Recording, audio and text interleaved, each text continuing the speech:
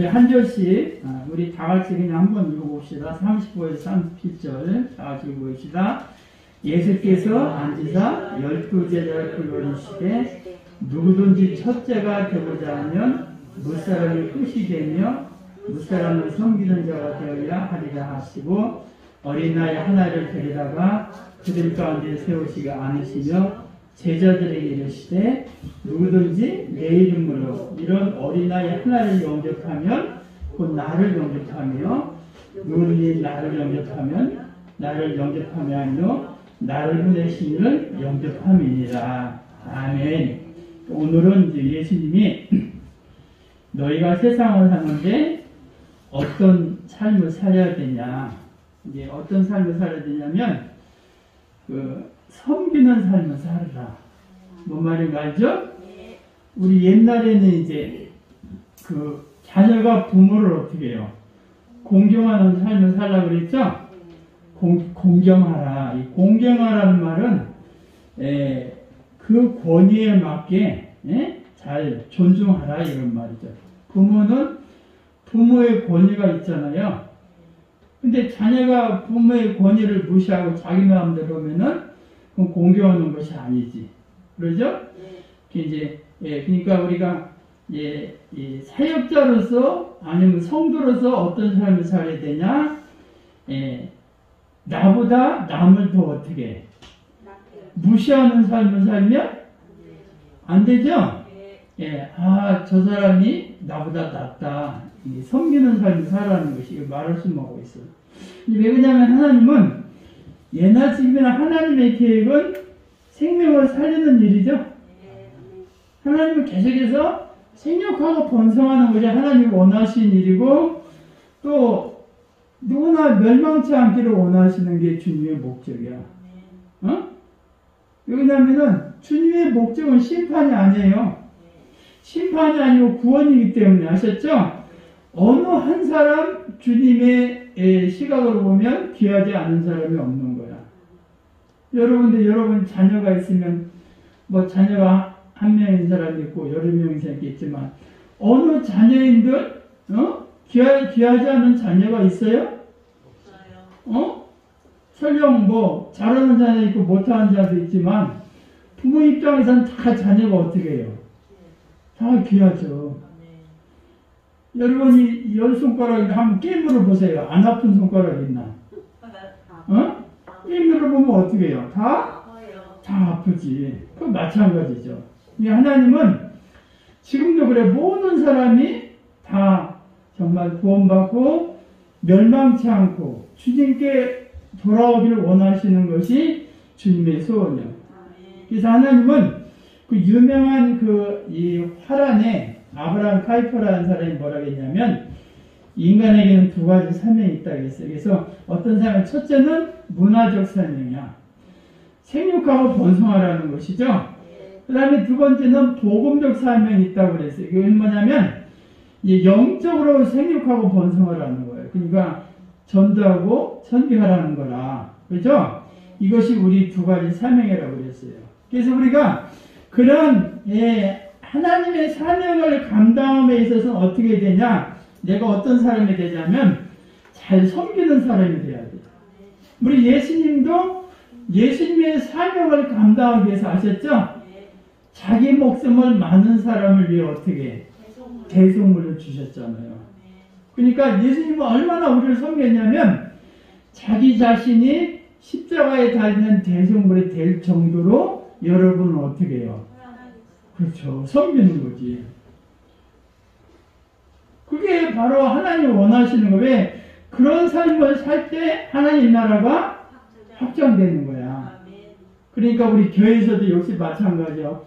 집사는 집사, 권사는 권사, 장로는 장로, 전사는 전사, 목사는 목사대로 어떻게 해요? 잘 섬기셔야 돼요. 이 세상에는 이게 막 사장이 되고 내가 국장이고 내가 뭐다 그러면은 아랫사람이 그 사람을 섬기는 삶을 살지만 세상은 어쩔 수 없이 그러지만 이 신앙 교회에서는 그러면 안 돼. 아셨죠? 목사가 가장 많이 섬겨야 돼. 목사가 아침에 여러분들께서 드라이버네, 드라이버. 베스트 드라이버. 아셨죠? 그래서 딱 그래가지고 그냥 탁 문 열고 탁 어서 오세요. 모시고 탁.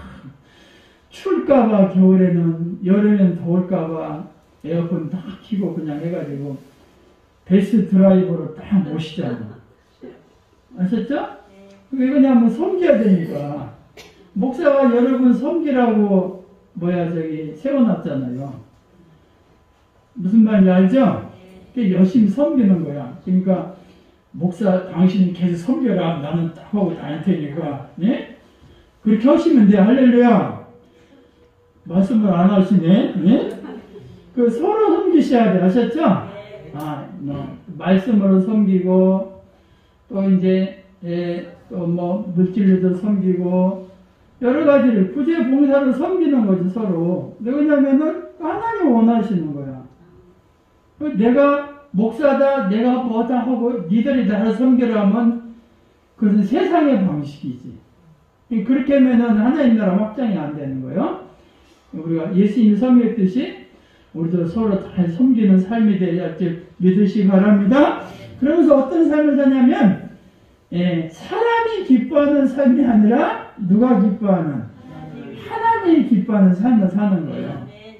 이 유명한 바울이 뭐라고 했냐면 이제 내가 사람들에게 좋게 하랴 하나님께 좋게 하랴 사람들에게 기쁨을 구하랴 내가 지금까지 사람의 기쁨을 구하였다면 그리스도의 종이 아니라 해서 바울은 평생의 삶을 살면서 사람의 기쁨에 구하는 삶을 사는 것이 아니라 하나님의 기쁨을 구하는 삶을 살았음을 믿으시기 바랍니다. 그러니까 그 사람을 보고는 섬길 수가 없는 거죠. 아셨죠? 하나님을 보니까 섬기는 거야. 하나님. 우리 예수님은 어떻게 했어요? 그 제자들의 발도 씻겨줬죠?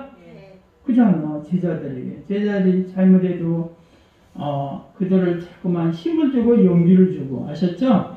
다시금 일어날 수 있도록 급기야는 자신의 몸까지 십자가에 달리시면서 죽으실 정도로 우리를 섬기신 거죠. 그러니까 우리가 서로 그냥 섬기고 기도로 섬기고. 아셨죠? 정말 돈이 없어서 그렇지 내가 돈이 많다면 여러분들 그냥 돈으로 섬기고 한 달에 200만 원 좀 안 나올 사람 없을 거 아니야. 그래서 딱 선착순으로 그냥 200명만 딱 한 달에 4천만 원씩 나오겠네. 예? 그래 섬기면 얼마나 좋아요. 교회만 오면 또 돈도 벌고. 할렐루야. 예?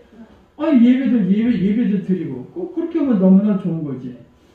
근데 아직은 그렇게 안 되니까 좀 기다리셔. 아셨죠? 기다리시면 이제 어떻게 될지 몰라, 그거. 그 다음에 어떻게 섬기냐면, 믿음의 선한 싸움으로 잘 섬기는 거야. 믿음의 선한 싸움. 우리가 싸움을 하게 하는데, 무슨 싸움을 해? 믿음의 싸움. 그렇죠. 믿음의 싸움을 해야 돼. 세상 사람한테 혈육의 싸움을 하면 돼야 안 돼요? 안 되지. 그건 마귀가 좋아하는 거잖아. 혈육의 싸움은 사탄마귀가 좋아하는 거지. 하나님이 좋아하는 것은 우리는 믿음의 선한 싸움을 잘 해야 돼. 예? 믿음의 선한 싸움이 뭐냐면 오늘 교회를 가야 될 건가 놀러 갈 건가. 아셨죠? 어떤 게 좋은 건지 하나님께 한번 물어보셔야 돼. 내가 놀러 가는 게 좋습니까? 교회를 가는 게 좋습니까? 아셨죠? 그러니까 그런 싸움도 있는 거야. 교회를 가야 되나, 예배를 드리러 가야 되나, 어디를 놀러 가야 되나. 이걸 내 자신 스스로 어떻게 해? 싸움을 해야 돼. 아셨죠? 그래서 자꾸만 이기는 사람이 상이 있잖아요. 지는 사람이 누가 상이 있어요? 그러죠? 그러잖아. 월드컵 여러 번 보셨잖아. 아무리 잘한다 해도, 지면은 탈락이잖아. 지면. 이기는 사람이 올라가잖아. 마찬가지로 우리가 자꾸만 여러분에게서 믿음의 싸움은 이기는 삶을 사셔야 돼. 아셨죠? 믿음으로 이기시라는 거야. 세상에는 세상 싸움은 혈육의 싸움에 큰 소리 치고 힘세다 보면 이길지 몰라도 그것은 하나님 기뻐하지 않는 것이고 믿음의 싸움으로 잘 여러분이 승리하시기 바랍니다. 그래서 성경에 보니까 여러 의자로는 야곱이라는 사람이 어떤 삶을 살았냐면 믿음의 싸움을 했어요. 그래서 이제 성경에 보니까 창세기 31장 38절로 42절을 보면 이런 말이 있어요.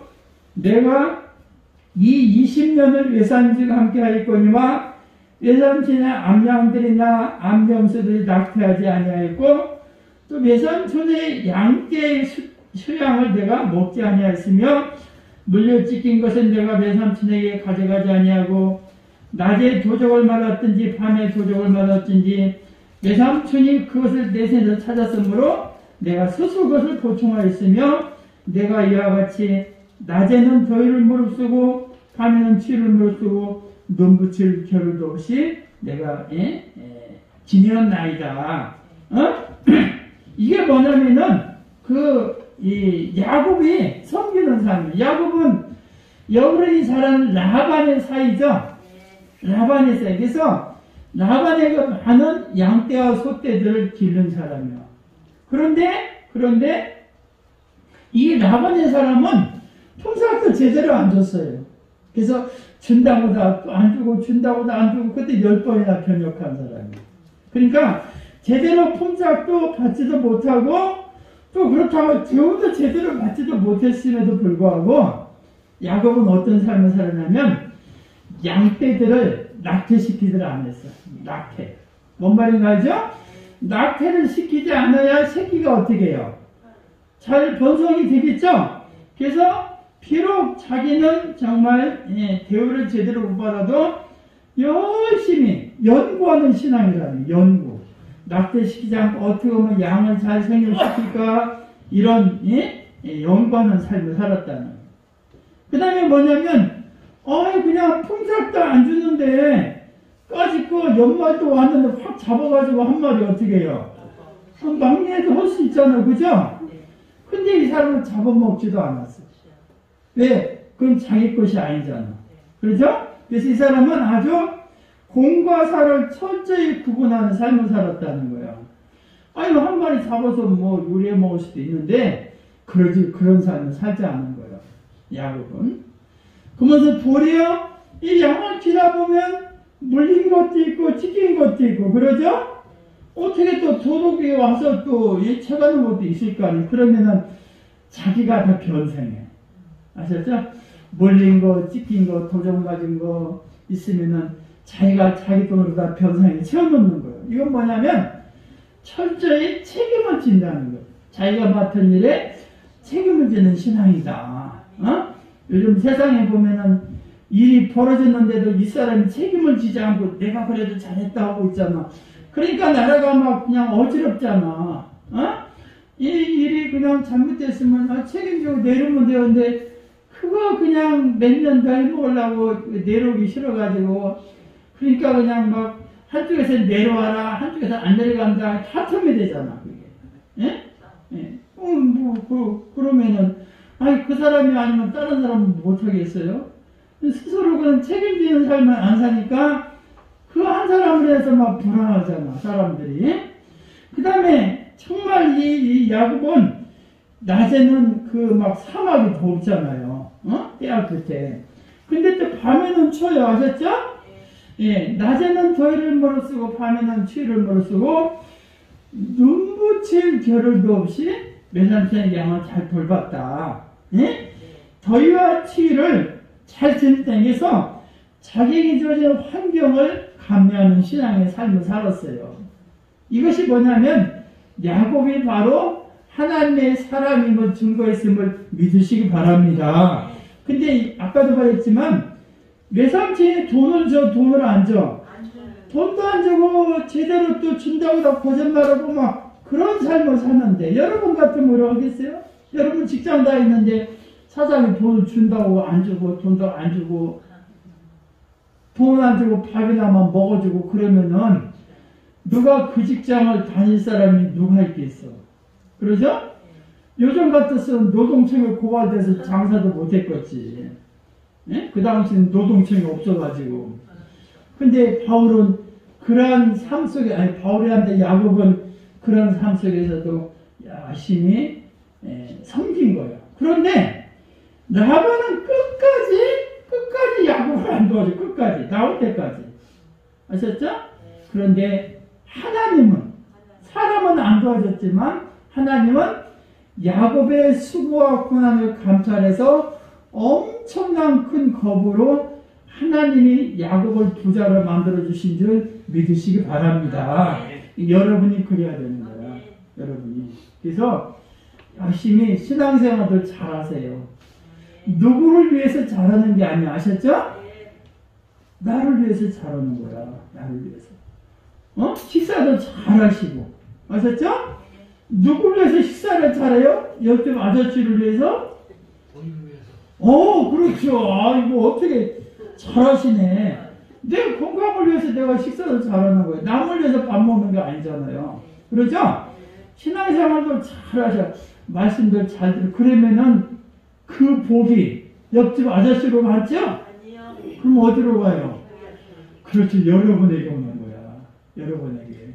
아셨죠? 모든 환경을 하나님이 다스려서 예수도 잘 믿으려고 노력을 하세요. 그러면은 잘 믿을 수 있는 환경을 하나님이 어떻게 해요? 열어주시는 거야. 네, 잘 믿으려고 하면은.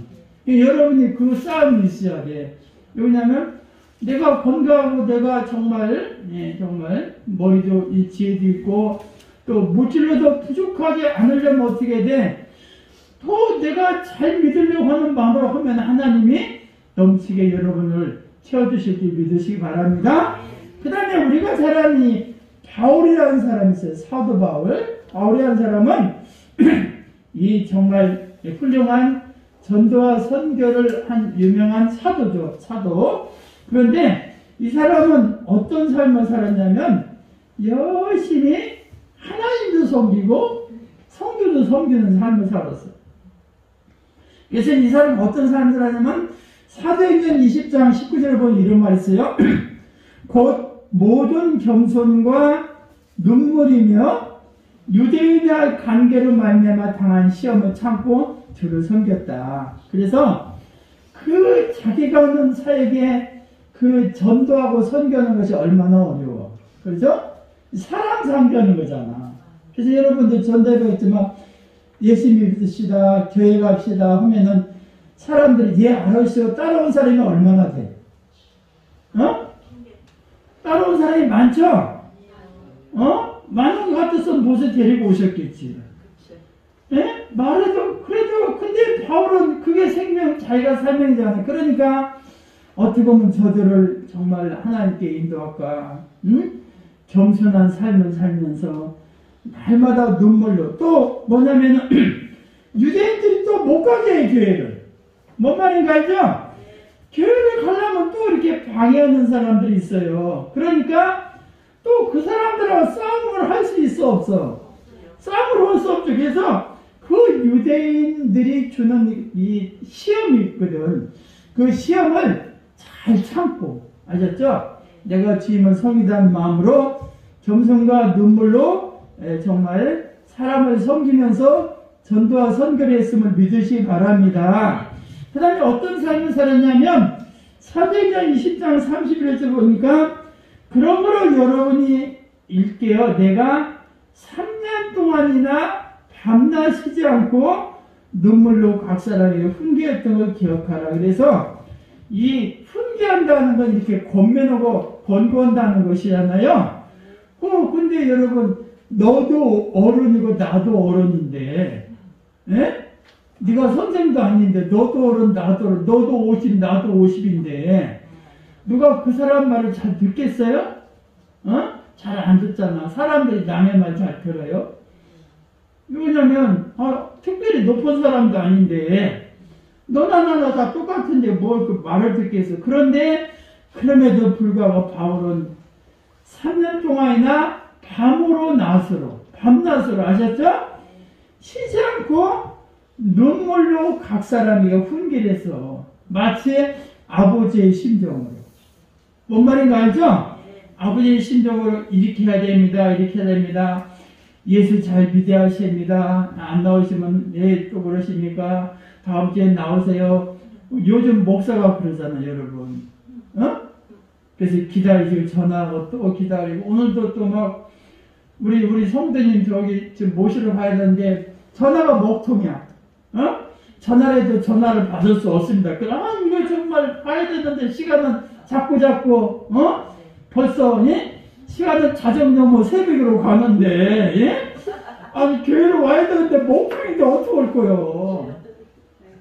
그래서 이제 교회 이제 뭐 사모한테 전화하니까 사모 전화도 안 받고 서인경 전화는 안 받고 이거 어떻게 올라가야 되나 말해야 되나 마침 좀 목사님 오셔서 저 백남수 선생님을 모시고 오십시오. 왜 그러냐면 우리 김성우 선생님을 데려가려고 내가 어디서 하는지를 모르잖아. 그래가지고 또 모셔가지고 가서 또 예? 모시고 오니까 전화기가 안 되는 거야. 전화가. 그래가지고 이제 차 속에서 이제 이렇게 마치는 것도 되네. 할렐루야. 그런데 아침에 지금 바쁜데 전화는 안 되지 모시러는 가는데 어디 시간 약속할 수가 없잖아. 그냥 그렇게 해서 와서 예배 드리게 하는 거지. 그게 목사 사역이지 어떻게 해요. 아셨죠? 그러니까 그게 사실 뭐냐면 바울이 그런 삶을 사는 거예요. 바울이. 그 다음에 이제 바울은 이 선교하고 전도하면서 남의 것을 탐하지 않으세요. 의나 금을 탐하지 않았다는 청렴한 삶을 살았다는 거예요. 아셨죠? 사도행전 20장 33절을 보면 내가 아무의 은이나 금이나 의복을 탐하지 않았다. 아셨죠? 그러니까 어떤 유익을 보고 선교한 것이 아님을 믿으시기 바랍니다. 오히려 자기가 있으면 자기 걸 줬어요. 그래서 바울의 선교를 보면은 오히려 남에게 선교비를 받아서 선교한 것이 아니에요. 자비랑 선교. 그래가지고 돈이 필요하면 선교비가 필요하면 자기가 스스로 일을 해서 하셨죠. 이 바울의 기술이 있어요. 무슨 기술이냐면 천막 만드는 기술이 있어요. 천막 알죠? 텐트 만드는 기술이 있어서 돈이 떨어지면 텐트를 만들어서 돈을 벌어가지고 또 돈이 많은 선교를 하고 그랬어. 그냥 도와주는 사람이 많지 않으니까. 그리고 남에게 계속 도와주려면 민폐잖아요, 그것도. 그래서 스스로 선교비를 추적해 자기가 감당을 했다. 그래서 어떤 삶을 살았냐면 아주 연약한 자를 돌보는 모범적 삶을 살았어요. 그래서 사도행전 20장 35절에 이런 말이 있어요. 범사에 여러분에게 모범을 보여준 것 같이 수고하여 약한 사람을 돕고 또 주 예수께서 친히 말씀하신 바 주는 것이 받는 것보다 복이 있다 하심을 기억하여 할지니라. 그래서 아주 연약한 자를 돌보는 삶을 살았어. 그러죠? 이것이 그냥 바울의 모범대로 삶을 살았다. 그러니까 바울이 그냥 선교만 하고 전도만 예수 믿으세요 그것만 한 게 아니라는 거예요. 열심히 눈물로 기도하고 또 아버지의 심정으로 정말 말 안 듣는 자녀에게 막 아버지가 막 훈계하잖아요. 밤으로 낮으로 이렇게 하면 안 된다 훈계하는 심정으로 어떤 은금을 탐하자는 자에게 유익을 구하는 삶을 사는 게 아니고 돈이 필요한 스스로 자기 돈으로 선교비를 마련해가면서 어떻게 하면 한 영혼이라도 올바로 예수 믿게 한 삶을 살았던 사람이 바울의 역사가 있음을 믿으시기 바랍니다. 이런 바울의 섬김이 많은 사람을 부어지겠다는 거예요. 아셨죠? 근데 이제 이런 야곱이라든가 바울이라든가 이런 삶을 살았던 건 뭐냐면 예수님이 그런 삶을 사신 거예요. 예수님이. 아까도 말했지만 예수님은 어느 정도 살았냐? 자기 목숨을 십자가에 달려 돌아가시기 갈 때까지. 아셨죠? 마가복음 10장 45절을 보면 많은 사람들이 자기 목숨을 내어놓으셨잖아요.